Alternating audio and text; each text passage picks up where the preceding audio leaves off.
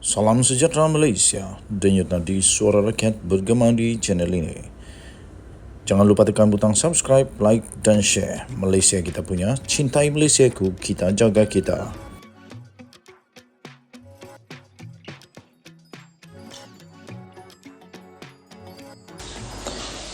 Salam sejahtera Malaysia, denyut nadi suara rakyat bergema di channel ini.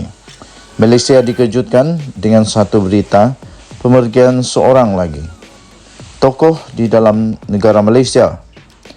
Pengasas Westport Tan Sri G. Gnanalingam meninggal dunia. Berita penuh, Kuala Lumpur, pengasas dan pengerusi eksekutif Westport Holding Berhad Tan Sri G. Gnanalingam berusia 78 tahun meninggal dunia pada hari ini. Mendiang mengasaskan syarikat mengendali pelabuhan itu bersama Ahmaduddin Ahmad selepas mendapat konsesi pada 1994.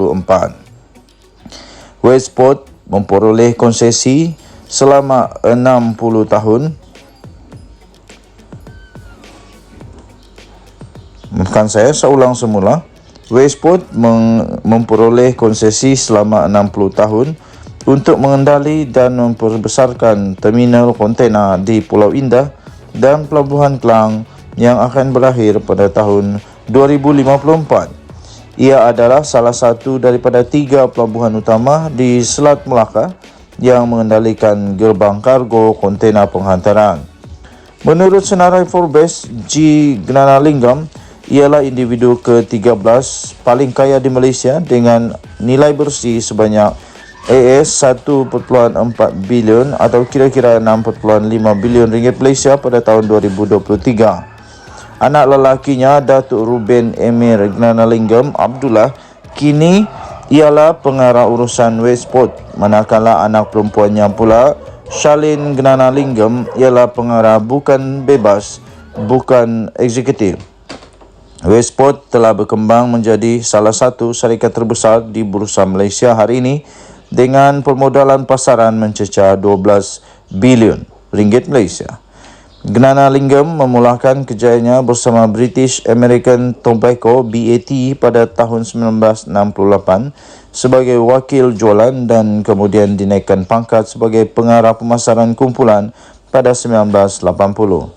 Turut dikenali sebagai peminat sukan dan pernah menjadi atlet, Gnanalingam juga dikenali sebagai seorang pakar pemasaran. Semasa di BAT, mendiang bertanggungjawab mengendalikan projek seperti membawakan siaran langsung Piala Dunia ke kaca televisyen negara ini buat kali pertama pada 1982. Gnanalingam juga adalah individu yang bertanggungjawab menjadi perunding komersial untuk Radio Television Malaysia RTM apabila berjaya meningkatkan pendapatan stesen penyiar itu daripada 55 juta ringgit Malaysia pada 1988 kepada 350 juta ringgit Malaysia pada tahun 1996. Denyut nadi suara rakyat bergema di channel ini. Jangan lupa tekan butang subscribe, like dan share. Malaysia kita punya, cinta Malaysia aku. Kita jaga kita. Bye-bye.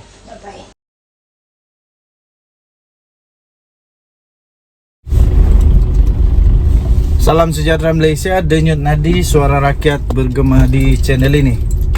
Nampaknya nasib Anwar Musa taklah baik sangat.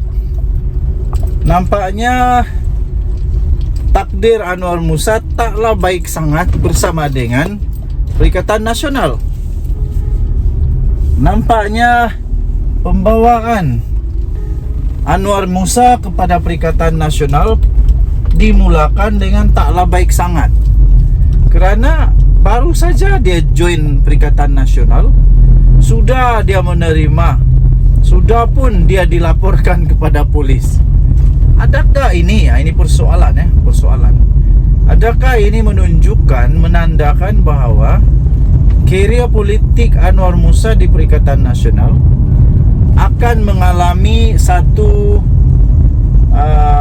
perjalanan liku-liku politik yang sukar, perjalanan liku-liku politik yang mencabar, perjalanan liku-liku politik yang tak sedap, perjalanan liku-liku politik yang tak nyaman, dan dan akan sentiasa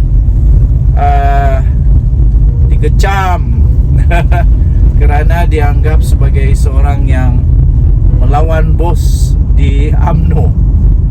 Kita harus ingat bahawa Anwar Musa ini adalah buangan daripada UMNO.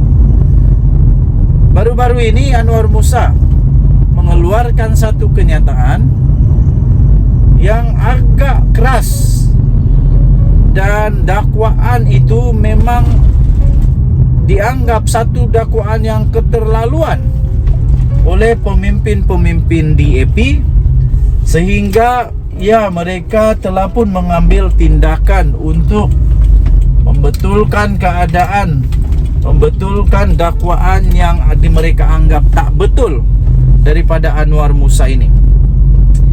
Pastinya seluruh DAP tak setuju dan tak senang dengan apa yang disebut oleh Anwar Musa ini. Harap-harap Anwar Musa dia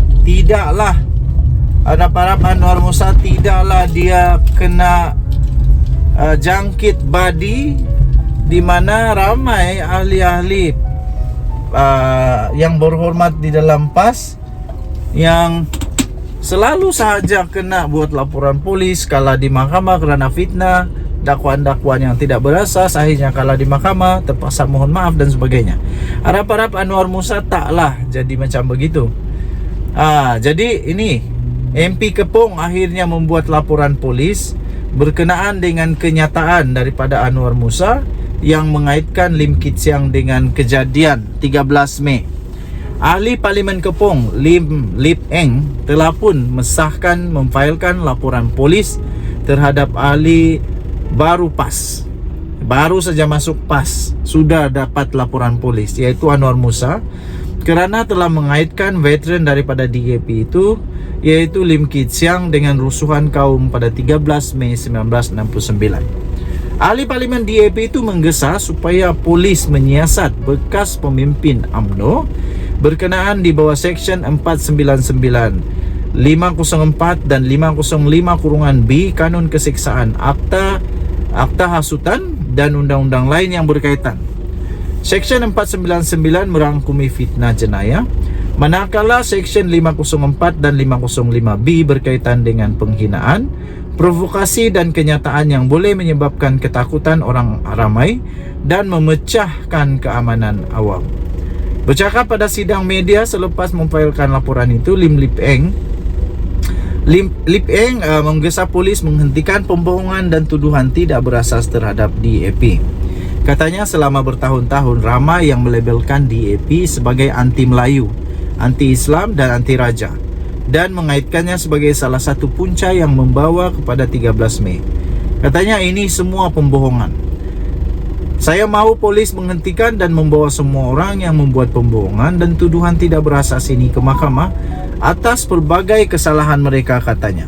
Lip Eng berkata yang di Pertuan Agong sendiri telah pun menerima DAP sebagai sebahagian daripada kerajaan persekutuan serta melantik DAP sebagai sebahagian daripada kabinet persekutuan. Tambahnya, Agong juga telah mengurniakan Kit Siang dengan gelaran tasir baru-baru ini.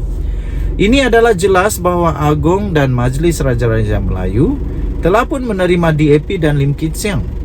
Kami adalah sebahagian daripada kerajaan dan kami bukan anti kepada kaum atau agama tertentu, katanya. Lip Eng juga menggesa calon DAP yang bertanding dalam pilihan raya negeri PRN akan datang supaya membuat laporan polis terhadap sesiapa saja yang menuduh DAP atau menggunakan isu 3R, iaitu kaum, agama dan raja dalam ucapan atau sepanduk mereka. Katanya jangan tunggu lagi dan jangan berlengah lagi. Sekarang adalah masa untuk mengekang dan menghentikan pembohongan dan semua fitnah-fitnah ini, katanya. Sebelum ini, Lim Kit Siang berkata dia telah mengarahkan peguamnya supaya untuk mengambil tindakan undang-undang terhadap Anwar Musa yang telah membuat kenyataan itu semasa ceramah di Kelantan pada minggu lepas. Saya pun hairan, berani juga Anwar Musa kata bangkitkan perkara ini. Kita jangan bangkit perkara ini, kerana perkara ini amat serius. Ini boleh menyebabkan satu huru-hara pada negara. Kita harap, kita berdoa semoga apa yang berlaku pada 13 Mei itu jangan berulang lagi. Kita pertahankan keamanan negara Malaysia ini. Jangan hanya kerana nak berpolitik, nak menang, semua itu dapat tergadai. Anwar pada ceramah itu, ucapan beliau itu mengaitkan penampilan sulung pemimpin DAP itu pada 1969 sebagai salah satu sebab di sebalik pertumpahan darah pada 13 Mei. Saya nak tanya saja, pada tahun 1969 itu Anwar Musa berapa umurnya? Besar sudahkah dia? Kenapa dia tahu? Macam mana dia tahu? Anwar adalah bekas ahli Parlimen Ketereh, turut menggesa Kit Siang menyegerakan tindakan undang-undang itu. Ahli Parlimen Seputi Teresa Kok juga menyatakan sokongan terhadap saman Kit Siang kepada Anwar. Dia kesal kerana Anwar Musa akan terus mempermainkan isu 3R walaupun polis memberi amaran supaya tidak menggunakan isu sensitif itu dalam PRN. Dia mendakwa sebab utama di sebalik 13 Mei adalah disebabkan oleh peningkatan ketegangan dalam UMNO susulan kekalahan mereka dalam pilihan raya.